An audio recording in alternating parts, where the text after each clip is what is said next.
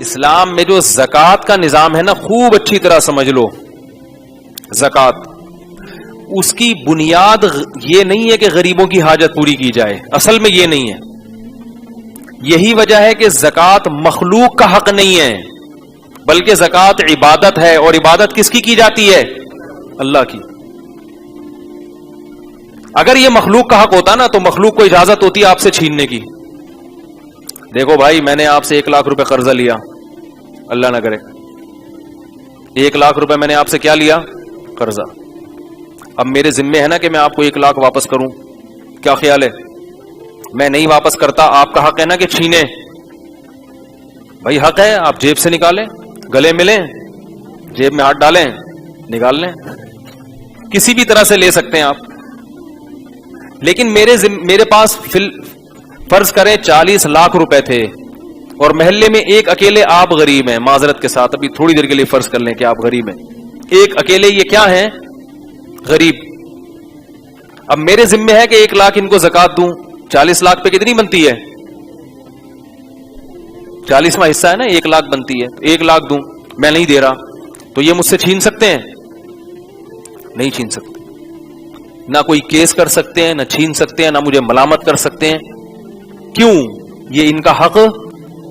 یہ جو ہم کہتے ہیں نا زکوٰۃ غریبوں کا حق، یہ مجازن کہتے ہیں، دوسرے درجے میں کہتے ہیں. زکوٰۃ عبادت ہے، اور عبادت کس کی ہوتی ہے؟ اللہ کی.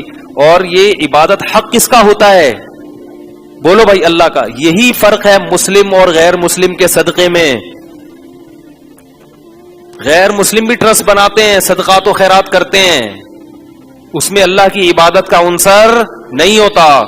جبکہ زکوٰۃ خالصتاً عبادت ہے، جیسے نماز ہے، جیسے روزہ ہے، جیسے حج ہے، اس طرح زکوٰۃ بھی کیا ہے؟ عبادت.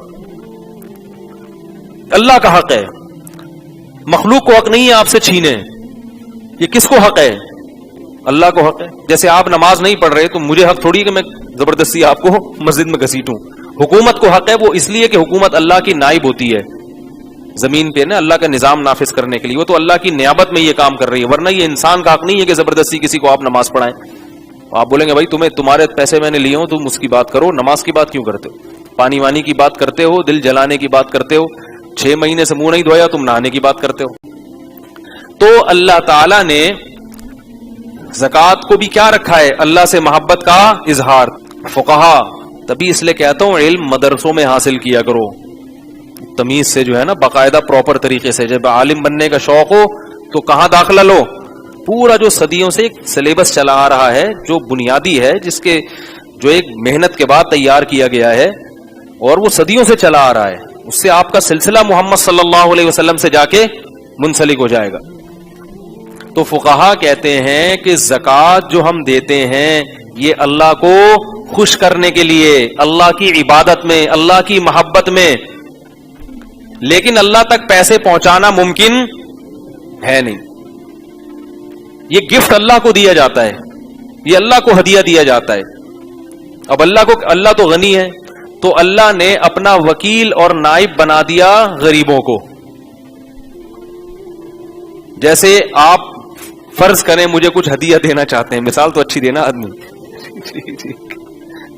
خوشبو اور جوڑے کے علاوہ.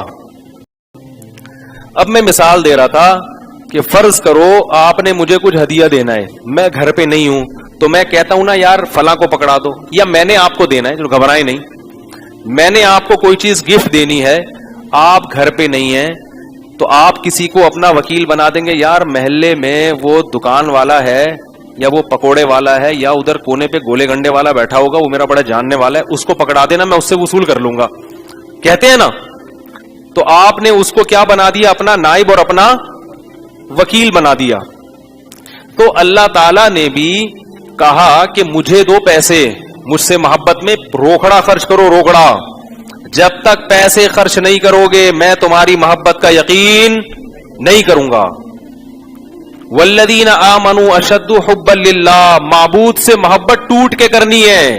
ہر چیز سے محبت، ہر چیز سے زیادہ محبت کس سے ہونی چاہیے؟ اللہ سے، محبوب سے. رسول اللہ صلی اللہ علیہ وسلم نے ارشاد فرمایا لو کنت متخذا خلیلا لاتخذت ابا بکر خلیلا، اگر میں کسی کو خلیل بناتا تو ابو بکر کو بناتا، لیکن میرا خلیل صرف ایک ہے، وہ کون ہے؟ اللہ۔ خلیل کہتے ہیں حبیب سے اوپر کی چیز۔ حضرت ابو بکر محمد صلی اللہ علیہ وسلم کے حبیب تھے، محبوب تھے۔ خلیل کون تھا؟ اللہ۔ اسی لیے ہم کہتے ہیں کہ ابراہیم علیہ السلام کا جو مقام ہے نا، وہ نبی کے محمد صلی اللہ علیہ وسلم کے بعد سب سے زیادہ ہے۔ کیوں؟ اللہ نے کیا کہا؟ وَاتَّخَذَ اللَّهُ إِبْرَاهِيمَ خَلِيلًا، اللہ نے ابراہیم کو کیا بنا لیا؟ خلیل بنایا۔ تو خلت یا خلیل یہ بہت ایسی دوستی کہ انسان اس کے لیے سب کچھ قربان کرنے کے لیے تیار ہو جائے۔ یہ خلیل کون ہے ہمارا؟ صرف اللہ ہے۔